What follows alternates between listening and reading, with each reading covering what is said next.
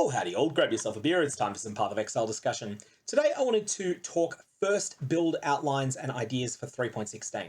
Now, I do want to start by saying that it is too early as of the 18th of October when I'm recording this to provide full build guides. There's a whole lot of information we just don't yet have, or that we don't have in an appropriate form for making guides in any degree of efficiency. So if you want full guides, come back on the 21st of October, so that's 3 days from now, and that should be when we can start actually putting together guides. Don't just check out my channel at that point. There's plenty of other content creators on YouTube, and there'll be plenty of other ideas going around as well. But if something catches your eye, definitely let me know in the comments below so that I know to prioritize putting out some sort of guide along those lines. So for this reason, this video is going to look at interactions that show promise, not full builds. It may turn out that some of these are actually dead ends and that don't really lead anywhere. Otherwise, they may end up being fantastic. We're just going to have to play around with them and see. Part of that will be when the full gem numbers come out, and part of that will be when we actually get to play with the mechanics of the new skills. So all old build guides, whether they're by me, whether by anyone else, they're all obsolete unless they're being updated for 3.16. The new mastery system changes basically everything. The passive tree is close to unrecognizable from what it used to be, and so I would suggest that you don't try to use a pre-3.16 guide unless you know a fair amount about the game. In that case, you can say, all right, these are the key things. You can distill a build down into its key components. You can then have a look and see, can this still work?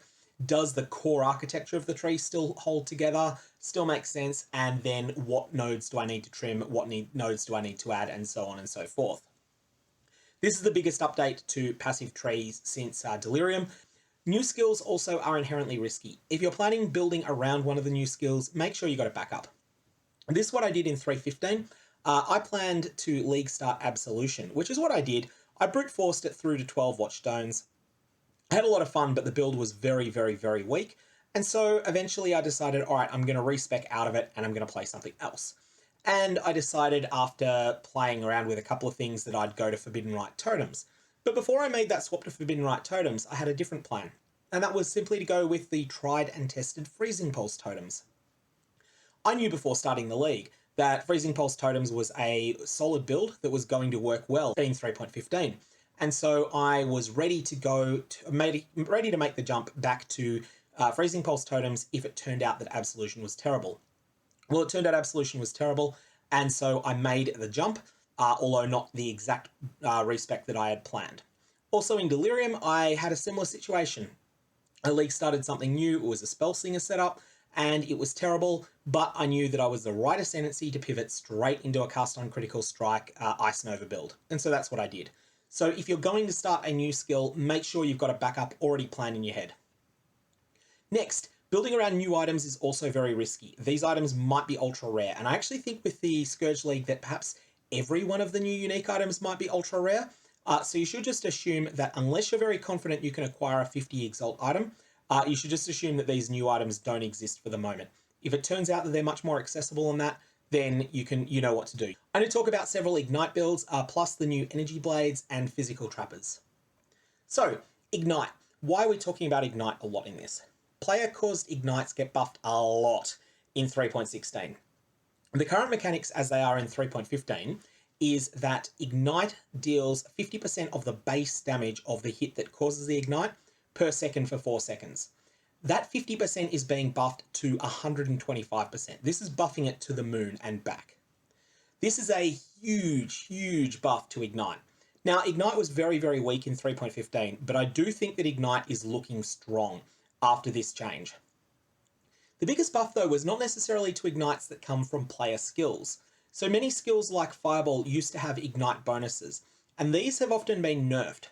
These partially compensate, partially counteracts the immense base Ignite buffs. So for instance, whilst Ignite from a lot of skills that are not Fireball got buffed by 150%, Ignite from Fireball only got buffed by 33%. Now that's a lot, but it's not nearly as much as 150% is. So what you're going to want to look for is unusual Ignite sources. We're going to discuss one or two of them later. Hint, Corpse Explosions. So the first thing we want to talk about is the potential for a Hexblast Ignite Occultist. So Hexblast, you can see the skill gem there. It is a spell that's fairly complicated, but it does chaos damage to a single enemy, dealing more damage and dealing damage in an AoE if that enemy is suffering from a hex. Most curses are hexes. If a curse is not a mark, I think they're all hexes if they're not marks. All damage inflicted with Hexblast can freeze, ignite, and shock, but it's not guaranteed to freeze, ignite, or shock. You need percentage chance to freeze, ignite, and shock on equipment, or from other sources, from the passive tree or whatever. Or, alternately, your other option that you can have is to invest in critical strikes. There's also a number of mechanics with Hexblast that are being nerfed in 3.16. These cause it to deal more damage with ailments per 5 doom on the hex with the most doom. So this means that if you've had a hex that's been sitting on an enemy for a while that you manually cast on that enemy, then it will scale up the damage that Hexblast does. However, whilst this gets scaled up over time, the scaling is being nerfed in 3.16. However, all the base stats on Hexblast are better, and Hexblast in every realistic situation is doing much better in 3.16 than it did in 3.15. So, the core idea of a Hexblast Ignite Occultist is that you are going to use Blasphemy to turn flammability into an aura that is surrounding you. Then, when you have an enemy that is within your aura, you're going to cast Hexblast on it. It's going to have a very good chance to ignite, and if it does ignite, it's going to set everything around it on fire as well, and they're going to burn for a lot of damage. But if you hit it in a pack of enemies, you'll find that you might not ignite every single one of them, but Ignite Proliferation mechanics will cause them all to be set on fire and to burn horribly.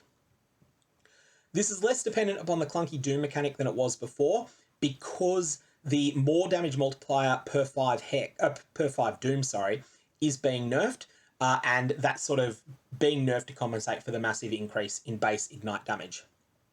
So this has big damage, it has Proliferation, it's also an Occultist, which is an inherently tanky ascendancy, but it may feel a little clunky.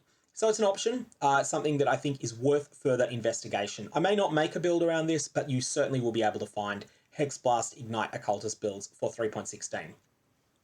Next is a Physical Trapper archetype, which is one of the big winners of the 3.15 environment. So with 3.15 bringing a lot of nerfs to support gems, the things that weren't nerfed very much generally were a lot of the traps. And they ended up being really strong as a result, and this build survives the patch notes well. It does lose some damage, it loses some critical strike multiplier, but it does pick up some other things as well. And whilst it looks a little bit weaker than 3.15 in some aspects, it was very good in 3.15.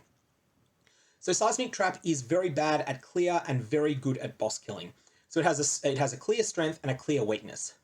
Exsanguinate linked to chain and to trap support is the opposite. So Exsanguinate linked to chain support, linked to trap support, is very good at clearing trash monsters. It's also very weak at killing bosses. So the two of them together, because they scale in basically the same ways, they work very well together. Now you should see Exsanguinate's physical damage over time as a minor bonus, not as something worth scaling. Its main benefit actually is that it shuts off enemies' energy shield recharge. This build can be played with or without poison, and it can also be played with or without conversion, elemental conversion. I personally suggest that you consider the poison version of it. Not sure that I'm going to be able to put out a guide for this one, but they certainly exist, and the 3.15 guides will need very little changes. This is a budget-friendly build, it is a solo self-found-friendly build, it is capable of beating all content, and it was one of the top builds in the Gauntlet event in 3.15. There were players that killed the Maven, that killed all content up to but not including Maven's Invitation the Forgotten, was cleared on this by saboteurs in the Gauntlet, which is hardcore, solo self-found, and all sorts of difficult mods. Next up is Energy Blade. So this is a brand new skill gem that's being added. Details of the gem are in the bottom right of your screen there, but the super short version is that your energy shield mostly stops protecting you, and instead it becomes an energy blade that you can then use with sword-friendly attack skills. This entirely overwrites the stats on your weapon, which is something that's like interesting, different, and new. This rewards life-based builds that can get lots of energy shield at low cost. So you're going to want to use the Keystone Corrupted Soul, aka Crangled Soul, which is available from 2 sources that are pretty good and pretty available. Replica Soul Tether being one of them, and the other one being the unique jewel Glorious Vanity. Neither of these are particularly easy to get your hands on at early endgame, but you can make do without them for a while. It's just that the getting 15% of your life as extra max shield is really good. Not so much for defense, actually with Energy Blade, but mostly for offense. Then you're going to want to use Shadow Stitch, which is solo self-found friendly, if a little bit difficult to get your hands on, but it's not unreasonable. The way that you get this armor is by putting a Scoured, so that is no mods on it, Scoured Sacrificial Garb being the special base that only drops from Atzuri. Put that into the Corruption Chamber in the Temple of Atzilatl, and you'll have a 1 in 4 chance of it converting into Shadow Stitch. If it would have got two Vile Implicits, it will instead become a Shadow Stitch. Otherwise, you can get unlucky and get something else. It's solo self-found. It is a big effort to get yourself a Shadow Stitch in SSF, but it's not impossible. But it's just such an amazing piece of armor for a build like this that is going to be fundamentally a life build, but that has huge benefit from scaling Energy Shield, and Shadow Stitch will scale Energy Shield quite well. This could be used in conjunction with Spectral Helix. You don't need to use Spectral Helix. You can do all sorts of other things, and we'll get to some other shenanigans you could do with Energy Blade in just a second. I don't think that this is going to be a tanky build, though. This is going to be something for softcore, and Energy Blade in general, I think, because you need to scale your Energy Shield quite high, that has an opportunity cost that you're probably not scaling your armor or your evasion very much, and that's going to mean that you're going to have a life pool that's mediocre with no tremendously powerful defensive layers. None of the ones are getting buffed really to the moon in 3.16. And so for that reason, it could be quite squishy, but it could be something new and fun to try around. Spicy option though, Energy Blade Ignite.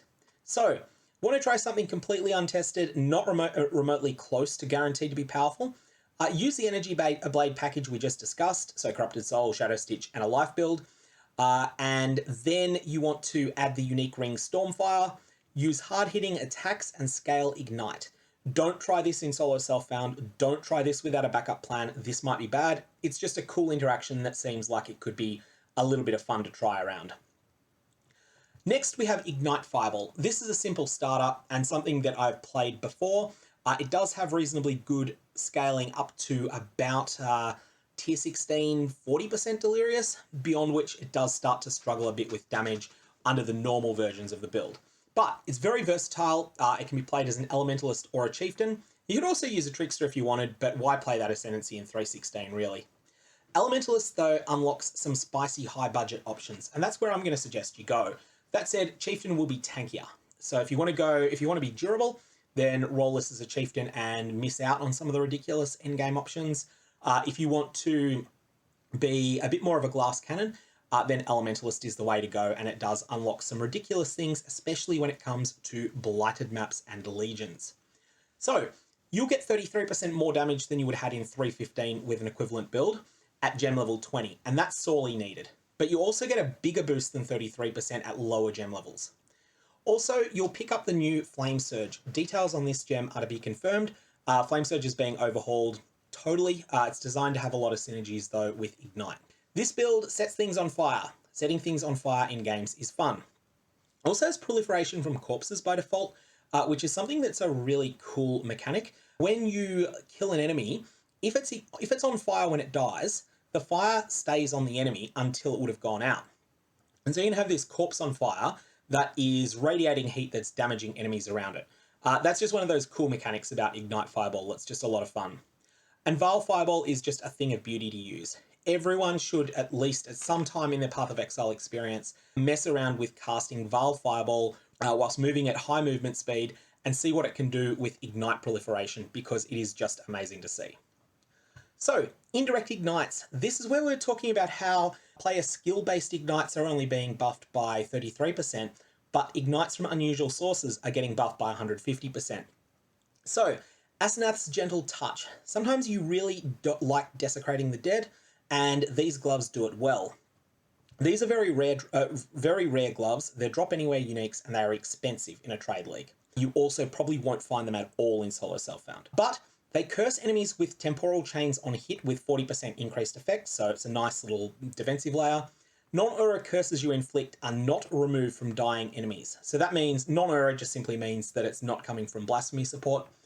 Enemies that are near corpses affected by your curses are blinded, and enemies killed near corpses affected by your curses explode, dealing 3% of their life as physical damage. Now, I know what you're thinking. 3% isn't much. Yes, actually it is. No, seriously, it is. 3% of life from the hit plus 5 times that amount spread over the next 4 seconds. That 5 times is then scaled by all of your increased fire and burning damage effects. So increased fire damage, increased elemental damage, increased burning damage, generic increased damage, all sorts of things like this. It's then scaled again by all fire damage over time multiplier effects you've got on your character and all fire resist debuffs you can inflict on the enemy. This can exceed 250% of the monster's base life, of the corpse's base life that you exploded. But what if you want to burn things much more than that? If 3% of base life scales to over 250%, what about things that explode for a quarter of their base life? Now, each unspeakable gift you fit onto your character is a big investment. It's cluster jewels only, and it only comes on large chaos damage cluster jewel nodes. Or it comes on the unique jewel Megalomaniacs, which is a medium cluster jewel. And this is something that's got a lot of potential. You can also get this same effect, this corpse explosion, and get it onto an Elementalist through the unique wand Obliteration, but that has a huge opportunity cost because it's all the wand is going to do for you. Is it worth it? Give it a try and let me know. But I think that Unspeakable Gifts is the superior choice over Obliteration, especially if you can get it on Megalomaniacs that also have other good mods. So fire is like love, it's best spread around. There are a couple of options that will help you keep your ignites proliferating. Fan the Flames is a cluster jewel notable that causes ignites you inflict to spread to other enemies within a radius of 15. 15 is not much, but it does feel really impactful in play. And additionally, Beric's Respite will spread things further, but only from dead enemies. Beric's Respite, I believe, to have a radius of 23. And when you kill a shocked enemy, it inflicts an equivalent shock on each nearby enemy. When you kill an ignited enemy, it inflicts an equivalent ignite on each nearby enemy. The thing that's significant here, though, is that Beric's Respite, the shocks that you get, as an Elementalist, you actually have a lot of access to easy shock. Even if you're not really trying to shock things, you can take the Shaper of Storms notable, and that means that Beric's Respite's shock element will also be turned on, in addition to the Ignite Proliferation variant. So this is something that is a really solid setup that you can put to use. But what if you prefer the Occult to the elements and you still want to watch everything burn? Zerfi's Heart is an ultra rare item, very, very unavailable at League start, except if no one is trying to get it, and then the Divination card, the Life Thief, might put a few of them into the economy. You might be able to pick one up for a couple of exalts if you're lucky, just from the divination cards, but that's only assuming that no one's after it. If people want it, this item will be expensive. But this item gives Occultists the capacity to set things on fire with their chaos explosions. So Occultists have an ability called Profane Bloom. Profane Bloom causes enemies that you have inflicted a curse upon that die to have a 40% chance to explode in one of those 25% of life corpse explosions. You still need to find universal chance to ignite, though. The Elementalist solves this problem. All your damage can ignite, all your damage does ignite. The Occultist has to not only remove the inherent inability of chaos damage to ignite, which is what Zerfi's Heart does, but they also need to have percentage chance for it to ignite. Now, the Breath of Flames cluster, which you're definitely going to take on any build that's scaling ignite, gives you 30% chance to ignite things, but that's only 30%. You're going to need to find more, and that's difficult. Waiting on Path of Building to be updated to decide how good or bad an idea this will be, but again, this is going to be something that will definitely be using Beric's Respite, because your chaos damage also can inflict big shocks as well. So you can be inflicting a shock and an ignite, then using Zerfi's Heart and Beric's Respite to, just cause things to go a little bit crazy. Additionally, Zerfi's Heart is great with Vile Fireball. Gaining Soul Eater for 20 seconds is pretty meaningful. It's not all upside. Soul Eater will turn off your Vile Soul recovery, so it's not all upside, but it is still generally pretty good. What I want to say at this point is come back later for guides, like I was saying before. Once Path of Building is updated and all the new gems are revealed and implemented, I'll be able to get to work seriously on some of these guides.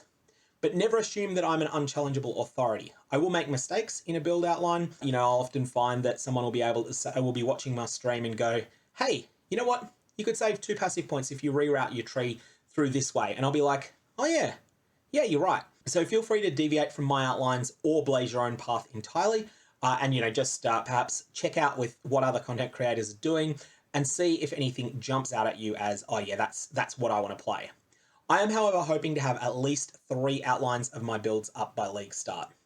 Anyway, that's all I got for this video. I will put a link in the description below for this video to download the notes that I've got here. And if you've got any comments or questions, definitely fire away below. Otherwise, may your Valorps have interesting results, and I will see you at league start.